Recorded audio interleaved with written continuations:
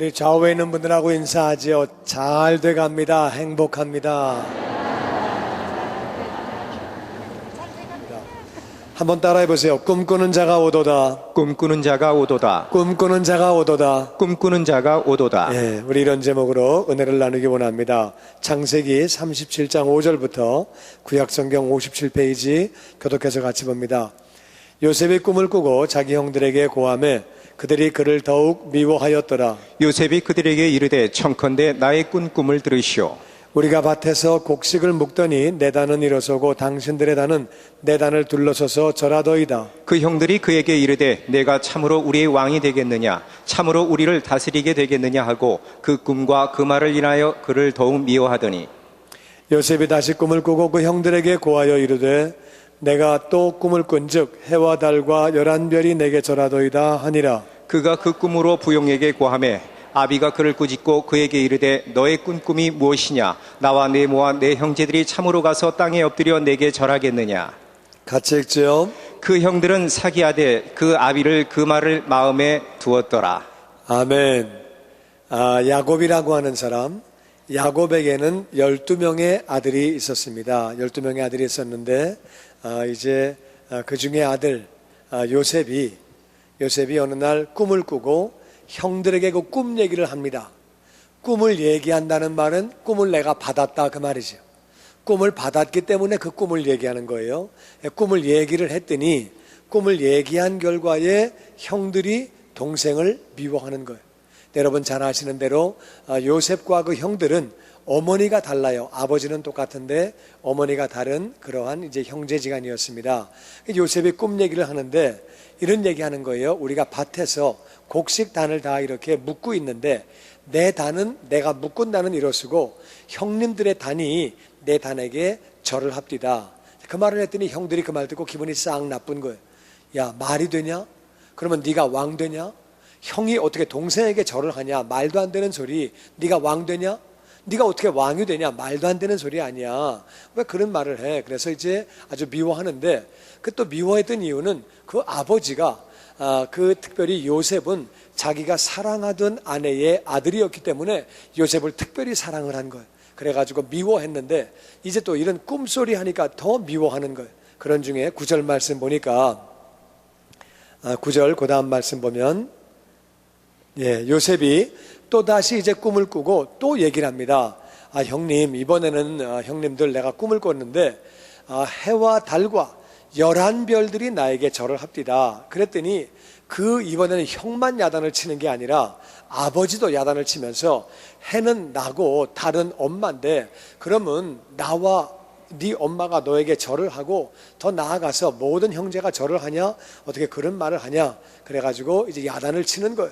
야단을 치는데 이 얘기는 이 요셉이 이 꿈을 꿨는데 많은 사람은 꿈을 꾼 다음에 무시해요. 무슨 꿈이야 이거? 뭐야? 꿈을 꾼다면 꿈을 무시하는 거예요.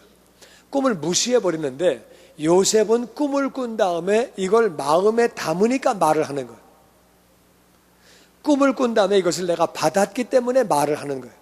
받았기 때문에 말을 해서 야단 맞는 거예요. 형들에게 야단 맞고 이번엔 또 아버지에게 야단을 맞는 거예요. 너 어떻게 그런 말을 하냐? 근데 이제 요셉은 이 꿈을 받았으니까 말을 하는 거예요. 꿈을 받았는데 이 꿈을 받은 것들이 어떻게 꿈들이 이루어지는지 그 모습을 같이 우리 보기 원합니다. 특별히 그 아버지는 2번씩이나 이런 꿈을 꿔. 2번씩이나 이게 무슨 뜻일까? 그래가지고 아버지는 마음으로 그 꿈을 가만히 마음에 두었다는 거예요. 계속 그 꿈이 이루어지는 과정을 같이 봅니다. 12절부터 같이 보죠. 그 형들이 세겜에 가서 아비의 양떼를 칠 때에 이스라엘이 요셉에게 이르되 내 형들이 세겜에서 양을 치지 아니하느냐, 너를 그들에게로 보내리라.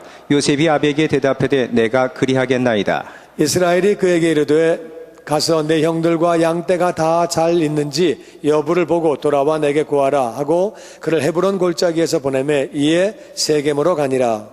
어떤 사람이 그를 만난즉 그가 들에서 방황하는지라. 그 사람이 그에게 물어 가로되 내가 무엇을 찾느냐. 그가 가로되 내가 나의 형을 찾으오니 청컨대 그들의 양치는 곳을 내게 가르치소서. 그 사람이 가로되 그들이 여기서 떠났느니라. 내가 그들의 말을 들으니 도단으로 가자 하더라. 요셉이 그 형들의 뒤를 따라가서 도단에서 그들을 만나니라. 아멘. 이제 꿈이 이루어지는 과정이에요. 이제 야곱이 자기 아들들을 양을 치러 보냈는데 양은 풀을 따라갑니다. 풀을 따라가는데 이스라엘은 풀이 부족해요. 물이 부족하기 때문에 때로는 멀리 나갑니다. 멀리 나가서는 일주일을 자고 오기도 하고 한 달을 자고 오기도 하고 양을 따라 풀이 오는 것이 아니라 풀을 따라 양이 가야 되는 거예요. 물을 따라 풀을 따라 가야 되는 것이기 때문에 그땐 멀리 나갔는데 멀리 나갔으니까 야곱의 마음 가운데 궁금한 거예요.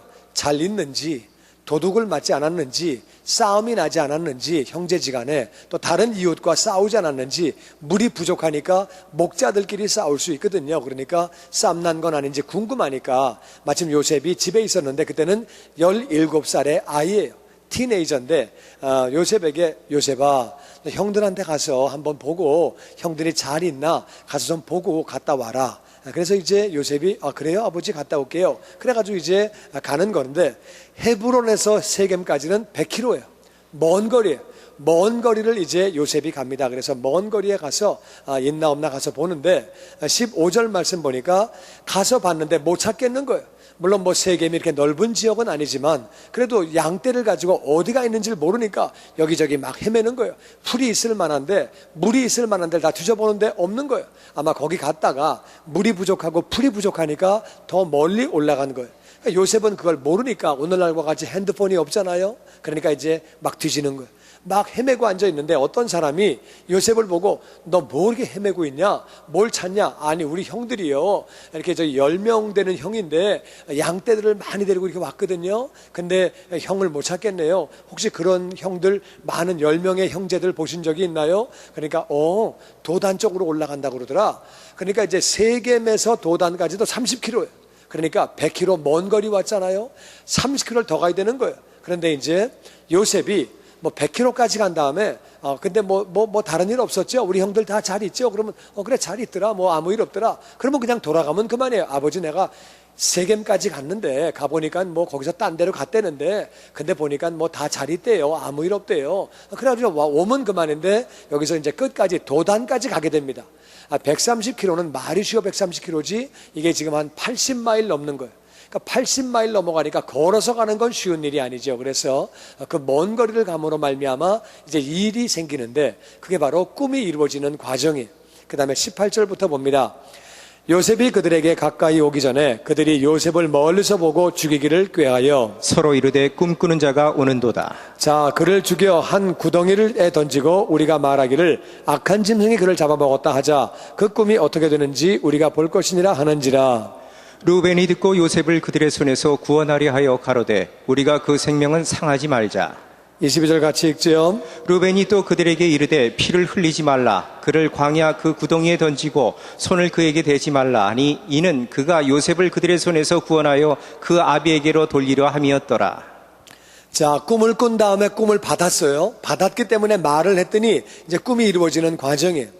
요셉이 세겜까지만 가도 되는데 도단까지 올라갔어요. 그 어린 나이에 먼 거리를 올라갔어요. 올라갔는데 이제 멀리서 보니까 요셉이 오고 있는 거예요. 광야에서는 사람이 잘 보입니다. 멀리서 와도 잘 보이는 거예요. 그리고 보면 금방 알아요. 내 동생인가 누군가 알기 때문에 요셉이 오는 게 보이는 거예요. 보이니까 그들이 멀리서 오는 모습을 보고 야 저거 죽여버리자.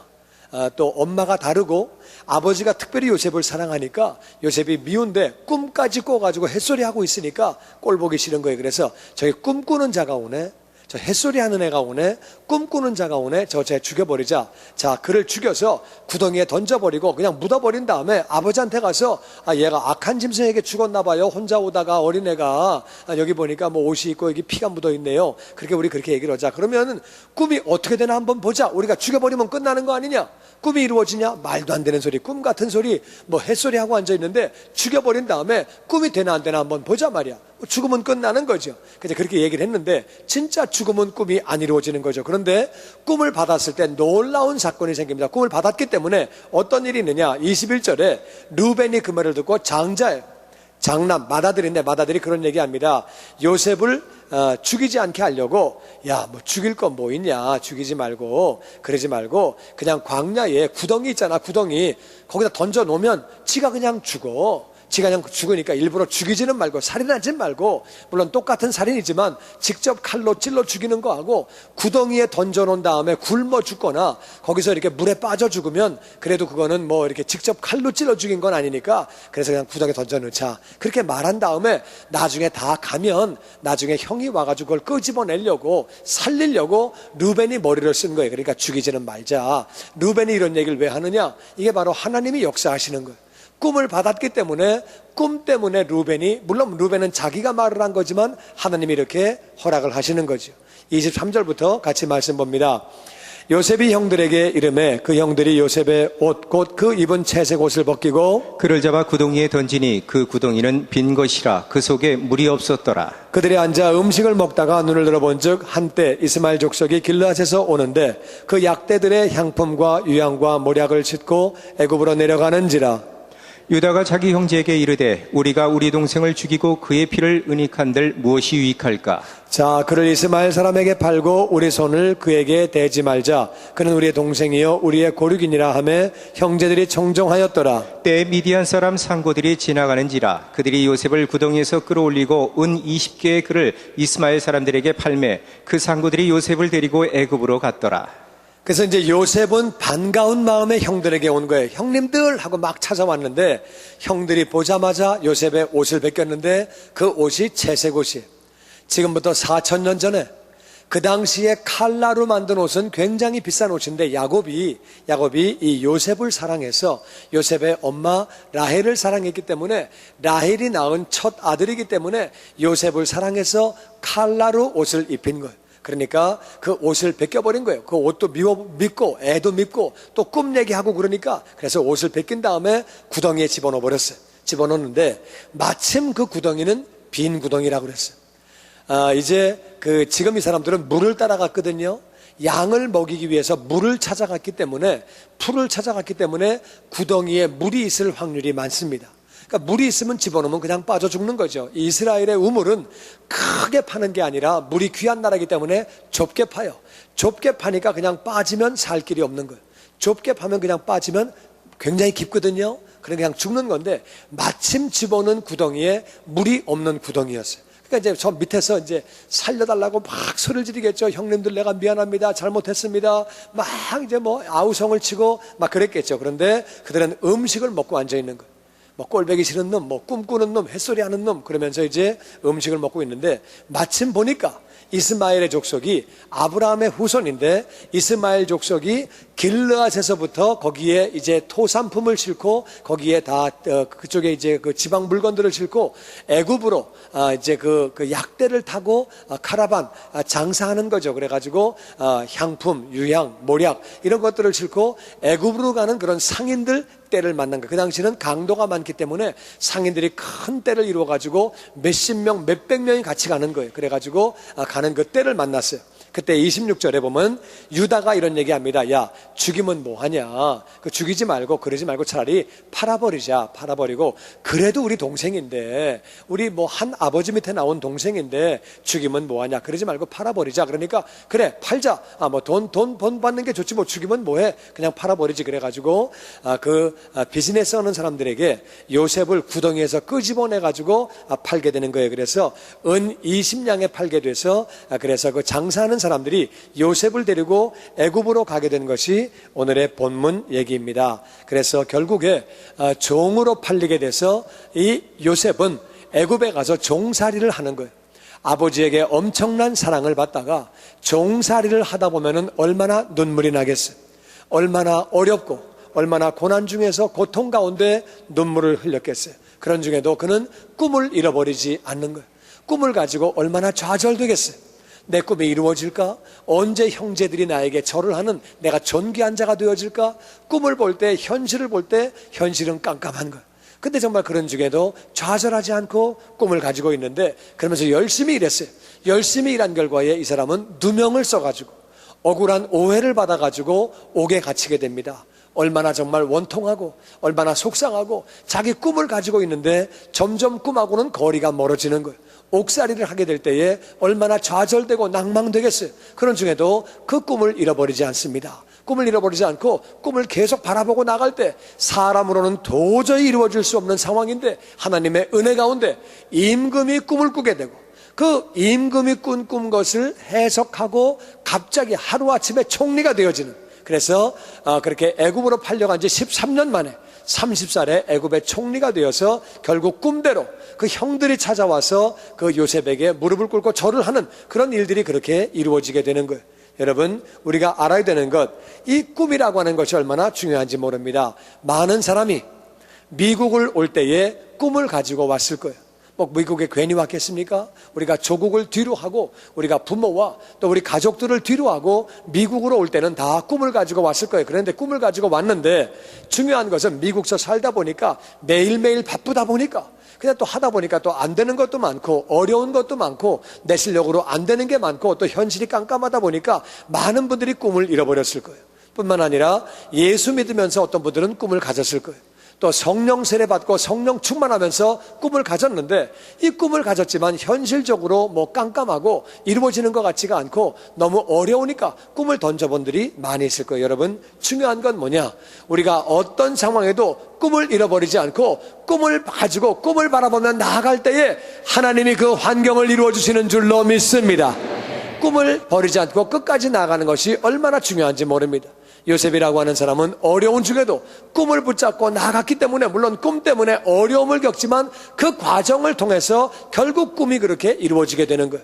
시편 81편 10절은 이렇게 말합니다. 다 같이 읽어보죠. 시작. 나는 너를 애굽 땅에서 인도하여 낸 여호와 내 하나님이니 내 입을 넓게 열라. 내가 채우리라 하였으나 내 백성이 내 소리를 듣지 아니하며 이스라엘이 나를 원치 아니하였도다. 아멘. 하나님 말씀하십니다. 나는 너를 애굽 땅에서 인도하여 낸 여호와 내 하나님이라. 이 말씀은 나는 전능하다. 내가 전능하기 때문에 내가 너희를 애굽 땅에서 구원할 수 있는 것이다. 내가 또 너희를 사랑한다. 그 말이에요.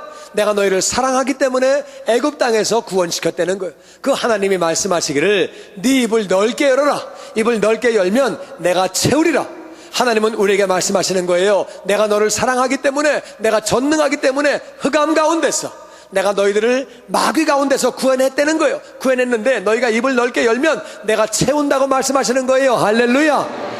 이스라엘 백성을 향하여 내가 여호와 하나님인데 내가 너희를 애굽에서 구원해냈다. 너희를 사랑하고 전능하기 때문에, 내가 사랑하고 전능하기 때문에 구원했는데 너희는 입을 열어라. 내가 채운다. 믿음을 가지고 입을 열어라. 입을 열고 말을 해라. 꿈을 가지고 말을 해라. 내가 반드시 채워준다. 말을 했는데 그 채우리라 하였으나 내 백성이 내 소리를 듣지 아니하며 이스라엘이 나를 원치 아니하였도다. 그렇게 말했음에도 불구하고 입을 열지 않았다는 거예요. 이스라엘 백성이 하나님이 입을 열기만 하면, 넓게 벌리기만 하면 내가 채운다고 말씀하셨는데 그럼에도 불구하고 이스라엘은 입을 열지 않았다는 거예요. 우리에게도 오늘날 말씀하시는 거예요. 입을 열어라. 꿈을 바라보고 꿈을 가지고 입을 열어라. 내가 채운다고 말씀하시는 거예요. 나는 저와 여러분이 하나님을 믿는 믿음을 가지고 입을 넓게 여는 자가 되시기를 주의 이름으로 축원합니다. 꿈을 가지고 입을 여는 하나님이 채워주시는 거예요. 그리고 우리가 믿음을 가지고 꿈을 가지고 입을 연 다음에 현실은 깜깜할 수 있어요. 현실은 아무리 봐도 깜깜하고 이루어질 것 같지 않고 정말 황당하고 아무리 봐도 뭐 앞이 안 보이는 그런 상황일 수 있어요. 그래도 우리는 뒤로 물러가지 아니하고 끝까지 믿음을 가지고 나아가는 거예요. 히브리서 10장 38절은 이렇게 말합니다. 다 같이 읽어보죠. 오직 나의 의인은 믿음으로 말미암아 살리라. 또한 뒤로 물러가면 내 마음이 저를 기뻐하지 아니하리라 하셨느니. 나의 의인이라고 하는 말은 이미 하나님의 말씀을 믿어서 의인된 사람이에요. 그러니까 나의 의인, 하나님의 말씀을 믿으면 의인이 되는데, 하나님의 말씀을 믿는 의인도 그 다음에도 우리는 하나님 말씀을 믿은 다음에도 믿음으로 살아야 하는 줄로 믿습니다. 나의 의인은 믿음으로 말미암아 살리라. 그런데 앞이 깜깜하니까, 꿈이 이루어질 것 같지 않으니까, 현실이 너무 어려우니까 사람들이 뒤로 물러나는 거예요. 이게 될까? 안 될 거야. 내가 생각을 잘못했나 봐. 아, 이게 되겠어? 그게 황당하지. 너무 참 허무맹랑한 얘기지. 꿈 같은 얘기지. 되겠어? 그래서 뒤로 물러나면 그게 믿음이 없는 것이기 때문에 그렇게 할 때 나는 그것을 기뻐하지 않는다는 거예요. 그게 믿음을 포기하면 내가 그것을 기뻐하지 않는다는 거예요. 그래서 우리가 꿈을 가지고 나아갈 때 힘들 수 있어요. 얼마든지 힘들 수 있지만 우리는 보이는 것 없고 캄캄하고 정말 현실적으로 어려워 보여도 포기하지 않고 믿음을 가지고 나아가는 거예요. 믿음이라는 말은 포기하지 않는다 그 말이에요. 포기하지 않는 것이 믿음이에요. 그러니까 하나님은 뒤로 물러나면 내가 기뻐하지 않는다는 거예요. 믿음이 없는 사람은 내가 기뻐하지 않는다는 거예요. 그러면 우리가 포기하지 않는다는 말이 무슨 말이냐, 믿음을 가지고 나아간다는 말이 무슨 말이냐, 성경은 아브라함을 통해서 정확하게 그것을 말씀하고 있습니다. 로마서 4장 18절 말씀 우리 교독해 보죠. 아브라함이 바랄 수 없는 중에 바라고 믿었으니 이는 내 후손이 이 같으리라 하신 말씀대로 많은 민족의 주장이 되게 하려 하심을 인함이라. 그가 백세나 되어 자기 몸에 죽은 것 같음과 사라의 태에 죽은 것 같음을 알고도 믿음이 약하여지지 아니하고 믿음이 없어 하나님의 약속을 의심치 않고 믿음에 견고하여져서 하나님께 영광을 돌리며 약속하신 그것을 또한 능히 이루실 줄을 확신하였으니 그러므로 이것을 저에게 의로 여기셨느니라. 저에게 의로 여기셨다 기록된 것은 아브라함만 위한 것이 아니요 같이 읽지요. 의로 여기심을 받을 우리도 위함이니 곧 예수 우리 주를 죽은 자 가운데서 살리신 이를 믿는 자니라. 아멘. 아브라함은 바랄 수 없는 중에 바라고 믿었다. 이게 구체적으로 무슨 말이냐, 내 후손이 별과 같이 많으리라. 그렇게 하나님 말씀하셨는데, 그렇게 말씀하셨지만 현실적으로 그는 100살이었어요. 100살이면 애를 못 낳습니다. 100살이면 애를 못 낳고 자기 몸은 죽은 것 같이 되었다. 이게 무슨 말이냐면은 도저히 자기가 자기를 볼 때 애를 낳을 수 있는 그런 기능이 없는 거예요. 그만한 건강이 없는 거예요. 100살 할아버지가 어떻게 애를 낳습니까? 말도 안 되는 소리죠. 그러니까 자기가 볼 때도 자기 몸은 죽은 것 같고 애를 낳을 수가 없는 것이고, 더 나아가서 사라 자기 아내도 90살인데 자기 아내도 이미 여자로서 경수가 끊어지고 애를 낳을 수 있는 그게 다 지나간 거예요. 뿐만 아니라 이 사라는 애를 한 번도 낳은 적이 없는 거예요. 그러니까 자기가 자기 몸을 볼 때도 죽은 것 같고 자기 아내를 볼 때도 죽은 것 같고 한심한데, 하나님은 뭐라고 말씀하시느냐, 하늘의 별과 같은 후손을 주시겠다고 그러는 거예요. 그러니까 이것은 정말 꿈 같은 얘기죠. 그러니까 꿈 같은 얘기지. 내가 봐도 애를 못 낳고 내 부인도 애를 못 낳는데 뭐 별 같은 후손을 주신다고 그러니까 이게 뭐 말도 안 되는 얘기인데, 근데 그냥 그 말씀을, 자기 몸은 죽은 거예요. 자기 아내도 죽은 것 같은데 믿음이 약해지지 아니하고 그냥 믿는 거예요. 현실적으로는 대책이 없죠. 현실적으로는 방법이 없죠. 현실적으로는 대안이 없죠. 깜깜하지만 그냥 믿는 거예요. 그래서 절대로 흔들리지 아니하고 약속을 의심하지도 않고 오히려 믿음이 견고해지면서 미리 하나님에게 영광을 돌리는 거예요. 아직 이루어지지 않았지만 하나님 반드시 이루신다, 반드시 이루신다, 미리 영광을 돌리는 거예요. 할렐루야. 그것이 믿음인 줄로 믿습니다. 그래서 믿음을 가지고 아직 애는 없지만, 애 낳을 것 같지도 않지만 자기가 볼 때는 그냥 믿음을 가지고 영광을 돌리면서 믿음으로 나아가는 거예요. 그랬더니 21절에 하나님이 약속하신 것 반드시 이루어 주신다. 그렇게 믿었더니 하나님이 능히 이루어 줄 것을 확신했더니, 그러므로 하나님께서 저에게 의로 여기셨다. 그것을 의로 여기셨다. 하나님을 믿는 믿음을 의로 여기셨다. 그래서 이 의로 여기신 것은 아브라함만 위한 것이 아니라 의로 여기심을 받을 우리도 위함이니, 아브라함만 그런 꿈이 이루어지는 복을 받는 것이 아니라 우리가 하나님의 말씀을 믿을 때에 우리도 이것이 이루어지게 되는 줄로 믿습니다. 우리도 위함이다. 곧 누구냐? 예수 우리 주를 죽은 자 가운데 살리신 하나님을 믿는 우리들, 하나님을 믿는 우리에게 아브라함에게만 꿈이 이루어지는 것이 아니라 우리가 하나님의 말씀을 믿으면 우리에게도 이 꿈이 이루어지는 줄로 믿습니다. 아멘. 이것이 얼마나 중요한 건지 모릅니다. 이 아브라함만 위한 것이 아니라, 이 말씀은, 하나님 말씀은 아브라함만 위한 것이 아니라 우리를 위한 것도다. 우리도 말씀을 믿으면 그 꿈이 그렇게 이루어진다고 말씀하시는 거예요. 저는 정말 제가 부족한 사람입니다. 정말 부족한 사람인데, 하나님 은혜 가운데 아프리카를 제가 떠나갈 때에, 아프리카를 갈 때 제 마음에 꿈이 있었어요. 꿈. 그 꿈이 뭐냐? 제 꿈은 아프리카를 가면서 나는 진짜 부족한 사람이다. 내가 무슨 목회 경력이 있는 거, 제가 신학교를 졸업하자마자 2주일 만에 그냥 아프리카를 갔어요. 그러니까 저는 무슨 목회 경력이 있는 것도 아니고 선교사 경험이 있는 것도 아니고 아무것도 없었어요. 그렇다고 제가 또 믿는 집안에 태어난 것도 아니고 뭐 교회 생활을 많이 한 것도 아니고 정말 아는 게 아무것도 없었어요. 그런 상황 가운데서 떠나면서 제가 그때 속으로 생각한 게 그거예요.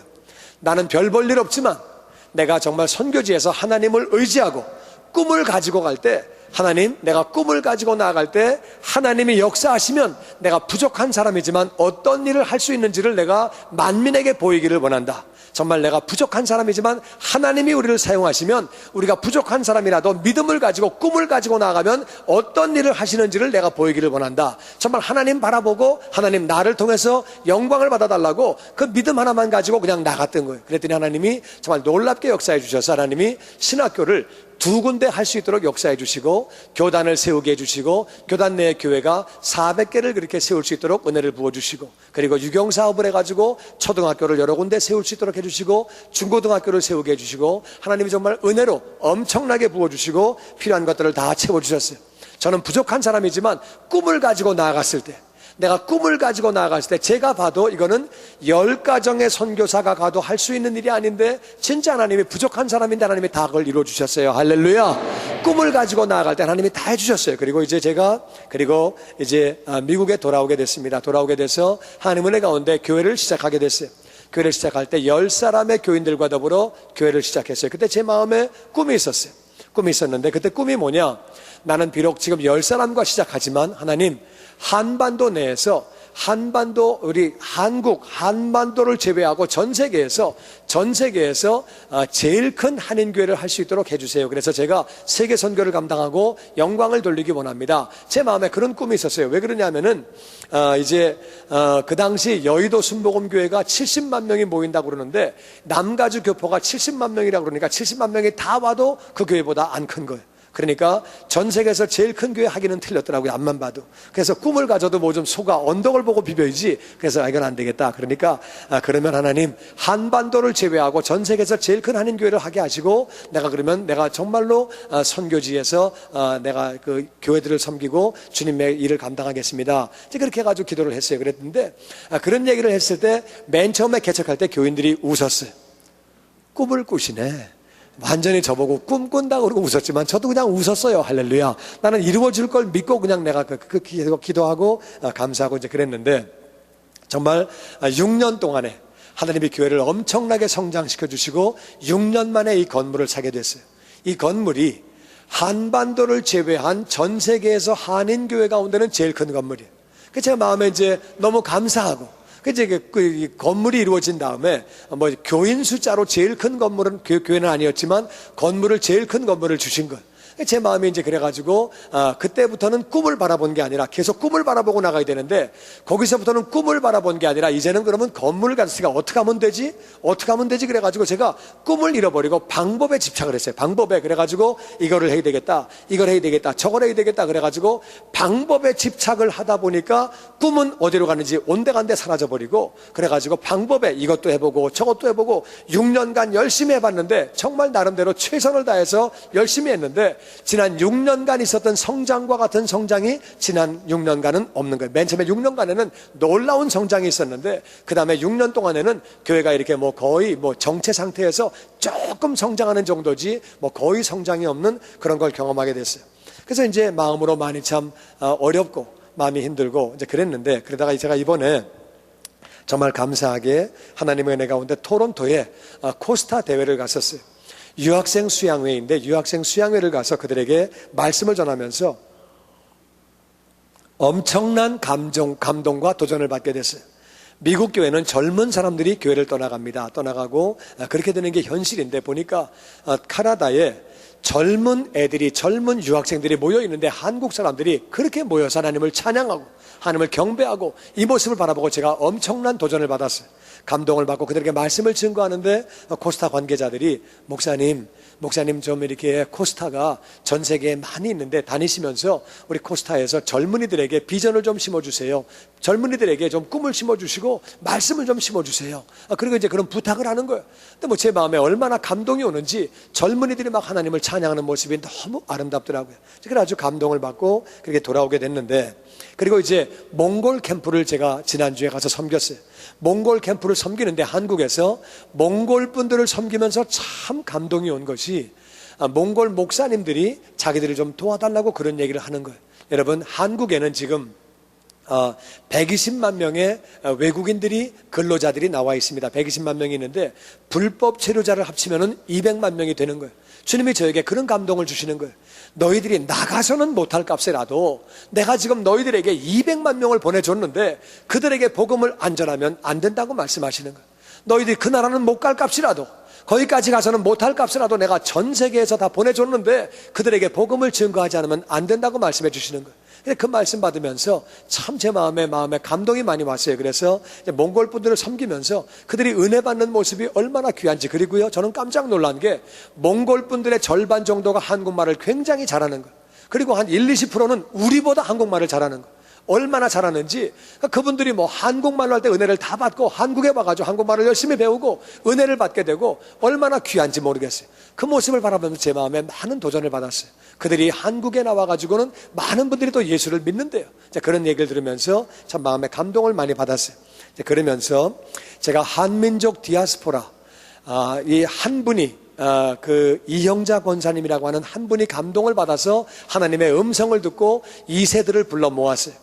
전 세계에서 한 2,500명의 2세들을 불러 모았는데, 일본에서, 미국에서, 중남미에서, 캐나다에서, 또 중앙아시아에서, 구소련, 러시아에서, 그리고 중국에서, 하여튼 전 세계에서, 인도에서 다 이렇게 가지고 2세들을 불러 모았는데, 2세들을 내가 딱 보니까는 얼마나 정말 감동이 있는지, 2세들이 얼굴 생긴 게 다 달라요. 얼굴 딱 보면, 얘는 러시아구나, 얘는 중국이구나, 얘는 미국이구나. 얼굴 보면 거의 다 알겠어요. 이 얼굴 근육이 말 때문에 바뀌어요. 말. 근육은 말을 쓰는 거에 따라 얼굴이 바뀌는데, 러시아 말을 하면은 러시아 스타일로 얼굴이 변해가요. 영어를 하면 애들 얼굴이 영어로 이렇게 닮아져가고, 그리고 중국말을 하면 중국 스타일로 바뀌어가요. 그래서 이 중앙아시아에서 오네, 인도에서 오네, 얼굴 보면 대충 비교가 돼요. 이렇게 일본. 근데 걔네들이 한국말은 좀 못하는 애들이 있는데, 잘하는 애들도 있지만, 그 나라 말들은 완벽하게 하고, 자기들끼리 앉았을 때는 자기 나라 말로 하는 거예요. 전부 다. 그 나라에서 온 말로 하고, 자기들 말로 하고, 그들의 문화를 알고 풍습을 아는 애들인데, 그 모습 바라보면서 엄청난 감동을 받은 것이, 걔네들이 지금 이제 아이덴티티를 찾지 못하면은 굉장히 혼란스럽습니다. 나는 한국 사람인데 내가 왜 여기 살고 있지? 내가 왜 중앙아시아에 살지? 내가 왜 인도에 살지? 그렇지만 애들이 아이덴티티를 찾으면 애들이 하나님의 자녀인 것을 발견하고, 그리고 한국 사람을 하나님이 마지막 때에 쓰기를 원하셔서 한국 사람을 전 세계 175개국에 흩어놓으셨어요. 전 세계의 나라가 194개의 나라가 있는데, 194개의 나라 가운데 175개의 나라에 한국 사람이 가 있는 거예요. 그 외교통상부의 그건 통계입니다. 그런데 한국 사람은 또 보고를 안 하고 가는 성격들이 있기 때문에 아마 전 세계에 안 가 있는 나라가 없을 거라고 어떤 분이 얘기를 하더라고요. 그런데 하여튼 한국 사람이 전 세계에 제일 많은 나라에 가 있는 거예요. 그래서 전 세계에 이민을 제일 많이 떠난 민족은 중국 사람들이에요. 중국 사람은 1억 명의 화교가 나가 있지만 1억 명의 화교가 나가 있는 나라가 우리보다 작은 거예요. 그래서 인도 사람, 중국 사람, 필리핀 사람, 이태리 사람 이민을 많이 가 있지만 우리보다 훨씬 작은 나라에 가 있고, 한국 사람은 800만 명이 나가 있는데 전 세계에 175개국 이상의 그 많은 나라에 한국 사람이 다 가 있는데, 중요한 건 뭐냐면은 한국 사람은 어딜 가나 교회를 세우는 거예요. 이 중국 사람은 어디 가나 중국집을 세웁니다. 그런데 한국 사람은 어딜 가나 돈도 벌지만 교회를 세우는 거예요. 그리고 참 놀라운 통계가, 이게 이제 한국에서는 교회 나가는 사람이 25%예요. 25%. 그래서 서울의 강남 같은 경우는 40% 이상이 교회를 나가지만 부산이나 제주는 10%밖에 안 나갑니다. 그러니까 우리가 이제 한국 살았으면 예수 믿을 확률이 약한데, 한국은 25%가 교회를 나가는데 해외로 나가면 75%가 교회를 나갑니다. 그래서 저도 해외 나와서 미국 예수 믿은 사람이에요. 우리 가운데 그런 분들 많이 있을 거예요. 할렐루야. 한국에 있었으면 예수 안 믿을 사람이 해외 나와서 믿게 된 사람들이 많이 있습니다. 한국 사람은 5가정만 모여도 교회를 세우는 거예요. 그러니까 어딜 가나 그렇게 교회를 세우는 거예요. 왜 그렇게 교회를 세우느냐? 75% 이상이 밖에 나가면 예수를 믿는데 국내에서 믿는 것보다 3배 이상이 믿게 되는 거예요. 왜 믿느냐? 가만히 보니까 우리 1세는 말도 잘 못하고 이렇게 문화도 잘 모르지만, 우리 2세 애들은 말도 잘하고 문화도 잘 알고, 우리 2세 애들은 정말 은혜 받고 우리가 하나님이 한국 사람이 우리를 쓰시려고 하는 그 하나님의 인도하심을 알고 하나님의 자녀인 것을 깨닫게 될 때 바로 그 자리에서 존귀한 자가 되며 선교사와 같이 쓰임받게 되는 줄로 믿습니다. 아멘. 그래서 제가 이번에 이제 이번에 평창 동계올림픽 된 그 모습도 바라보니까 그렇더라고요. 물론 김연아가 수고를 많이 했고 많은 사람이 김연아를 좋아해서 김연아 때문에 찍었다고 얘기를 하는데, 가장 중요한 것은 프레젠테이션을 했던 나승현이라고 하는 자매, 테레사나, 이 자매가 2세예요. 2세인데 영어를 진짜 너무너무 잘해. 내가 이게 들어봤는데 영어 진짜 잘해. 어떻게 말을 저렇게 잘할 수 있을까? 근데 얘가 또 불어도 잘해요. 불어도 잘하는데 완벽하게 한국 사람으로 영어와 불어로 완벽하게 이렇게 딱 프레젠테이션을 하면서 우리가 우리의 교훈을 삼아서 우리가 이렇게 하려고 그러는데 우리가 희망을 가지고 있다, 우리는 꿈을 가지고 있다고 그러면서 우리를 밀어달라고 얘기를 할 때 그 프레젠테이션 때문에 몰표가 나온 거예요. 졸지에 그냥. 그런데 이건 2세들만 할 수 있는 거예요. 1세가 영어 아무리 죽었다 깨도 그렇게 못합니다. 그러니까 2세들은 그게 되는 거예요. 그러니까 이제 2세들의 그 되는 모습을 바라보면서 우리 2세들이 이 아이덴티티를 찾고 하나님 안에서 내가 누구인가를 알게 되면, 그러니까 우리 800만 디아스포라가 나가 있는데 2세들이 숫자가 아무리 안 돼도 200만 명이 되는 거예요. 이 200만 명이 정말 얘네들이 자기의 아이덴티티, 내가 누구냐, 하나님의 자녀다, 하나님이 이 마지막 때에 하나님이 한국 민족을 들어쓰시려고 한다, 그래서 다 선교사가 되라, 그 말이 아니지만 어느 직장에 있든 어서 무슨 일을 하든 하나님 중심으로 복음을 증거하고 하나님의 사람이 되어서 일을 하게 되면, 제가 생각을 하니까 200만 2세들 가운데 10%만 정말 헌신적인 애들이 나온다 그래도 20만 명이 전 세계에 깔려 있으면 이게 엄청난 일을 하겠구나, 막 가슴이 뛰는 거예요. 여러분과 제가 꿈을 가지고 나가는 자가 되시기를 주의 이름으로 축원합니다. 아멘, 아멘. 그래서 이 모습을 바라보면서 제가 이번에 꿈을 회복하게 됐어요. 내가 맨 처음에 아프리카 갈 때도 내가 부족한 사람인데 꿈을 가지고 갔는데, 맨 처음에 교회를 시작할 때도 꿈을 가지고 시작을 했는데, 어느 순간인가 제 마음에 꿈이 어디 갔는지 없고 열심히 일은 하지만 그저 너무 그 일에 매달려 있는 그런 자신을 발견하게 된 거예요. 이게 아니다, 이제는 꿈을 가지고 기도를 해야 되겠다, 꿈을 가지고 다시 바라봐야 되겠다. 이번에 제가 그 여행을 통해서 깨닫게 되면서 얼마나 주님께 감사한지, 제가 첫 번째 우리 교회를 향해서는 우리 교회에 주신 비전이에요. 그래서 우리가 2020 천만 비전, 이거 하나님 주셨는데, 2020 천만 비전 뭐냐? 말씀과 성령으로 우리가 주님의 제자 되어 천만 비전 이루는 주님 생명 공동체. 그래서 2020년까지 우리가 1000개의 목장을 만들고 선교사, 현지인 선교사를 파송하는 거예요. 현지인 선교사. 그래서 아프리카에, 인도에, 그리고 또 중남미에 현지인 선교사들을 파송하고, 그리고 우리 교회를 1만 성도로, 할렐루야. 그래서 좀 바라보는 거예요. 믿음으로 바라보는 거예요. 믿음으로 바라보면 주님께서 이루어주시는 줄로 믿습니다. 그리고 1000만 영혼, 많은 숫자에게 우리가 복음을 전파하자, 믿음을 가지고 바라보는 거예요. 할렐루야. 그리고 우리가 이게 교회를 향한 비전이고, 한민족 우리 2세들을 갖다가 우리가 잘 섬겼어. 저와 우리 교회가 2세들을 정말 잘 섬겨가지고 이들을 갖다가 주의 일꾼 만들어야 되겠다, 이 감동이 오는데, 어제 제가 이런 얘기를 들었어요. 우리 단기팀이 멕시코를 갔다 왔는데 같이 갔다 온 우리 학부모가 그래요. 우리 집사님이, 목사님, 우리 애들이 너무 귀해요. 우리 애들이 너무너무 잘 자랐어요. 우리가 옛날에 멕시코 갔을 때 그런 모습이 아니었는데 우리 애들이 지금 얼마나 자랐는지, 하나하나가 다 일꾼이고 하나하나가 다 선교사예요. 목사님 말씀대로 우리 교회가 2세가 더 잘 되는 교회 말씀하더니, 정말 우리 2세들이 얼마나 잘 자랐는지, 여기 있을 때는 몰랐는데 선교지에 가보니까 너무너무 애들이 일꾼이라는 거예요. 그래서 감동을 받았다고 그런 얘기해 주시더라고요. 제가 그 말 들으면서 다시 한번 제 마음에 새겼어요. 그렇습니다. 우리 2세들을 갖다가 정말 일꾼 만드는 비전, 2세들이 이 800만 디아스포라에 2세들이 200만 명이 넘는데, 이 200만 명이 일꾼 되어진다고 하면은 전 세계가 복음화되는 모습이 보이는 거예요. 할렐루야. 그런데 중요한 건 뭐냐?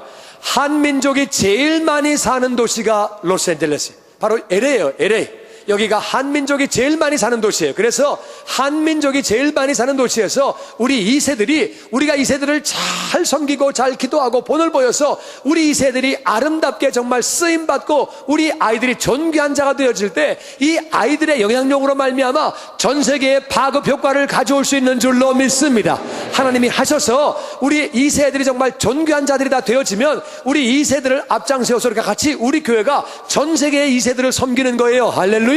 지금 2세들이 다 그 전 세계에 흩어져 있으면서 자기들이 뭘 할 줄을 모르고 알고 있지만, 이 2세들이 은혜를 받기만 하면 그 나라 말을 완전하게 하지요. 그 나라의 문화를 완전하게 알죠. 풍습을 알죠. 이들이 변화받기만 하면 엄청난 선교사가 되는 거예요. 할렐루야. 우리 선교사가 거기 가서 5년 동안 그 나라 말을 배워도, 10년 동안 그 나라 말을 배워도 2세들 같이 죽었다 깨도 못합니다. 문화를 배워도 그렇게 알지 못해. 그렇다고 선교사 나가지 말라 그 말이 아니고, 선교사 나가야 되겠지만 2세들이 변화를 받으면 엄청난 일꾼 되는 거예요. 할렐루야. 그런데 이제 우리가 한민족들이 가장 많이 사는 LA에서 우리의 2세대를 변화시켜야 되는데, 2세를 변화시킬 수 있는 제일 좋은 교회가 내가 보니까 우리 교회야. 할렐루야. 그러니까 우리 교회가 2세대를 정말 변화되어서 이 아이들이 하늘나라의 이 땅에 존귀한 자가 되어질 때 전 세계의 디아스포라에 영향력을 미침으로 말미암아 하늘나라 확장시키는 우리 교회가, 우리나라가 되기를 주의 이름으로 축원합니다. 믿음으로 주님께 우리 감사의 박수를 지어. 할렐루야. 할렐루야. 할렐루야.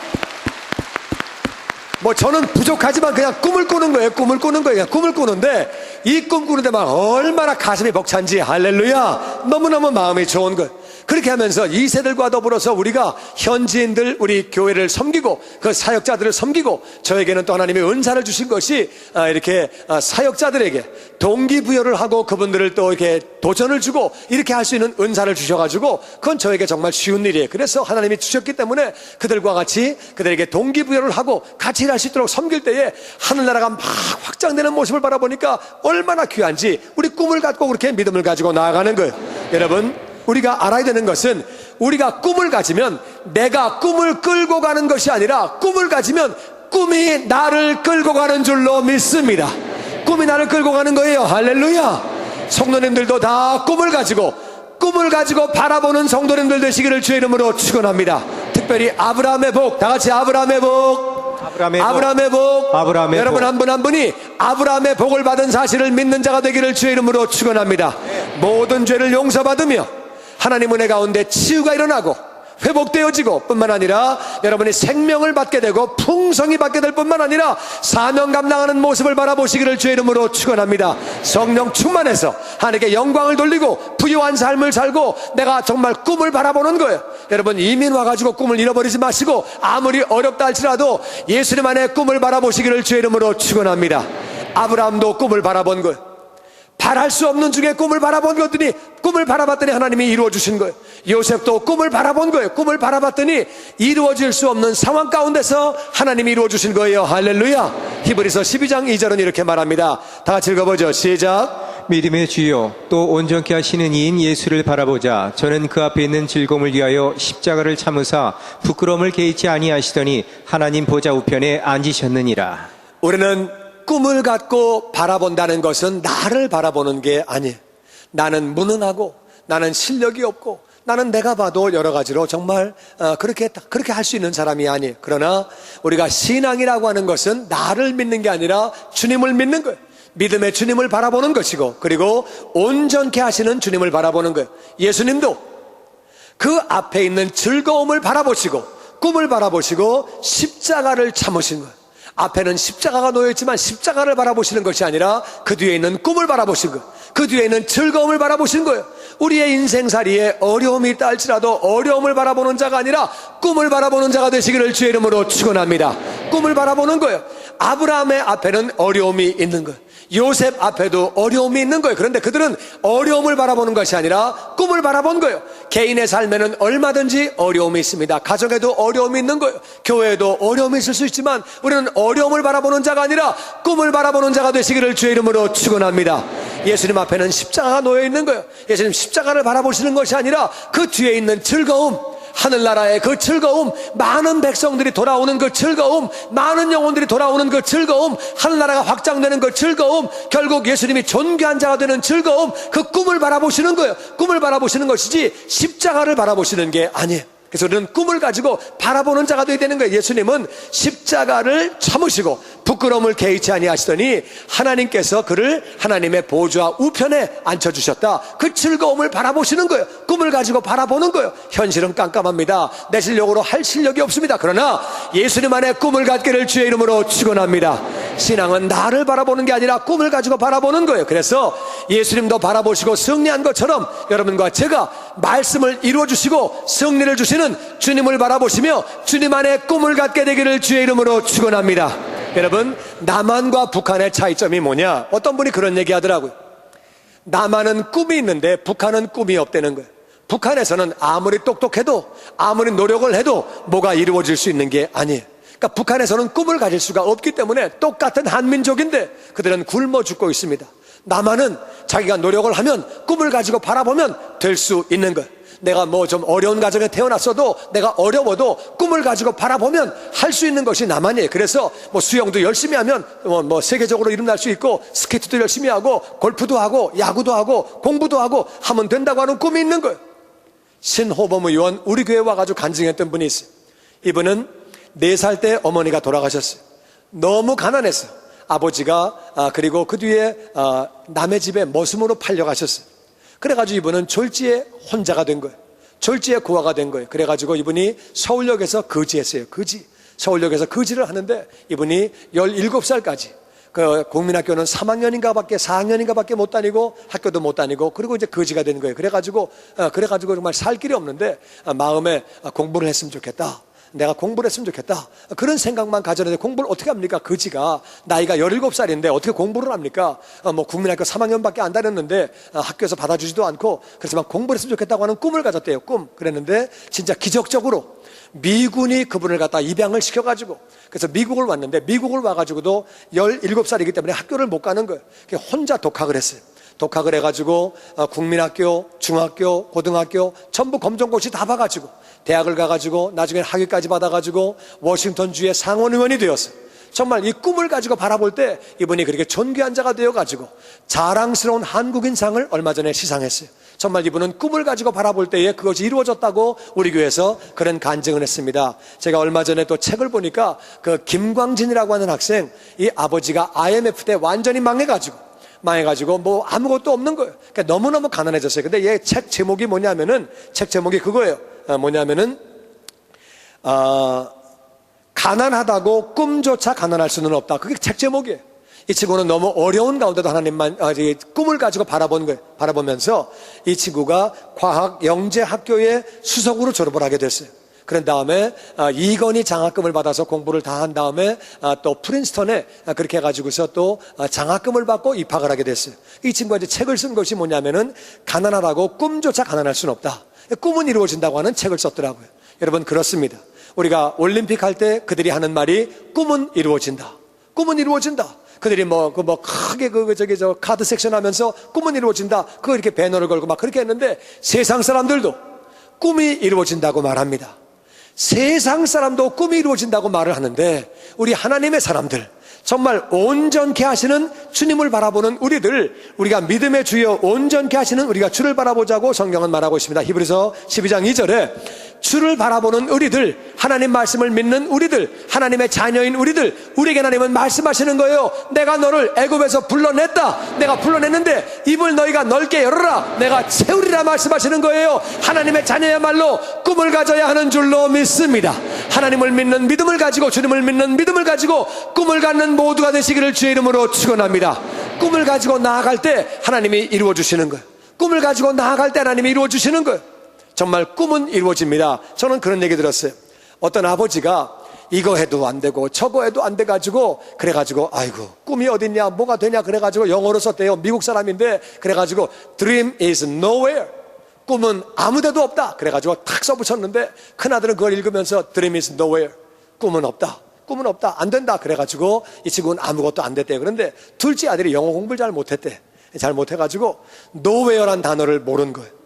nowhere란 단어를 몰라가지고 dream is now here. now here를 잘못 띄웠었구나 아버지가. 그래가지고 nowhere를 now here로 본 거예요. now here. 그래서 꿈은 지금 여기 있다 이렇게 본 거예요. 아, 꿈이 지금 여기 있구나. 그래 봐가지고서 이 친구는 꿈을 가지고 살았대요. 그래가지고 이 친구가 꿈을 가지고 살아가지고 존귀한 자가 되고 큰 기업에 그렇게 높은 사람이 됐는데 이분이 나중에 한 얘기예요. 이분이 아버지도 그렇게 어려운 가운데 있고 형님도 어려웠지만 자기는 자기 간증이 아버지가 쓴 걸 자기가 잘못 읽어가지고 꿈은 여기 지금 있다. 이거죠. 꿈은 있다. 그걸 늘 바라보면서 했기 때문에 어려운 가정 가운데서 자기는 그렇게 일어설 수 있었다고 간증하는 이야기를 들었습니다. 꿈은 있는 거예요. 하나님이 계시기 때문에 꿈은 있는 거예요. 할렐루야. 내 입을 열라고 말씀하시는 거예요. 여러분 주님을 바라보고 입을 넓게 여는 자가 되시기를 주의 이름으로 축원합니다. 저도 이제 꿈을 보고 다시 나가기로 결심했어요. 할렐루야. 꿈을 가지고 나아갈 때 꿈이 나를 끌고 가고 우리 교회를 끌고 가고 하나님이 이루어주시는 줄로 믿습니다. 요셉은 꿈꾸는 자, 형들은 그를 놀렸습니다. 꿈꾸는 자가 오도다. 꿈꾸는 자가 오는도다. 꿈을 꿨는데 그 꿈이 이루어졌습니다. 할렐루야. 아브라함도 꿈꾸는 자, 아브라함도 꿈꾸는 자예요. 아브라함은 별 볼 일 없던 농부예요. 꿈을 꾸는 자였어요. 그런데 그 꿈을 꿈으로 말미암아 그 꿈이 이루어질 때에 그는 믿음의 조상이 되었습니다. 하나님 안에서 우리가 얼마든지 꿈을 가질 수 있는 줄로 믿습니다. 하나님이 행하시는 거예요. 그래서 나는 약하다, 별 볼 일 없다 그런 생각하지 마시고 하나님이 애굽에서 불러낸 존귀한 자이시기 때문에 하나님 안에서, 예수님 안에서 믿음을 가지고 입을 넓게 여는 모든 자가 되실 때에 하나님이 채워주시는 역사가 나타나서 우리의 삶을 통해 하나님의 영광이 나타나며 영광 누리는 자녀가 되시기를 주의 이름으로 축원합니다. 지금까지 주님의 영광교회 미디어 성교국에서 보내드린 주일 설교 방송을 시청해주신 여러분 감사합니다. 주님의 영광교회 예배 장소와 시간을 알려드리겠습니다. 주일 예배와 금요 예배는 글로리 비전 센터에서, 수요 예배는 호프센터에서 예배를 드리고 있으며 장소는 1801 사우스 그랜드 애비뉴, 워싱턴과 그랜드가 만나는 코너에 위치하고 있습니다. 주일 예배는 1부에서 5부까지 있으며 1부 예배는 오전 8시, 2부 예배는 오전 10시 20분, 3부 예배는 오후 12시 40분, 4부 예배는 오후 2시 30분에 20대와 30대 청년 예배로 각각 예배를 드리고 5부 예배는 오후 3시 30분에 라티노 예배로 드리고 있습니다. 수요 예배와 금요 예배 시간은 오후 7시 30분이며 새벽 예배는 1부와 2부로 나뉘어서 오전 5시 30분, 오전 6시 30분으로 각각 월요일에서 토요일까지 드리고 있습니다. 주님의 영광교회 전화번호는 213-749-4500번입니다. 그리고 저희 웹사이트 주소는 www.gcjc.org입니다. 주의 설교 방송을 다시 보기 원하시는 분들은 www.gcjc.org로 들어오셔서 주일 설교를 클릭하셔서 들어오시면 되겠습니다. 주님과 함께 동행하며 승리하시는 한 주간 되시길 바랍니다.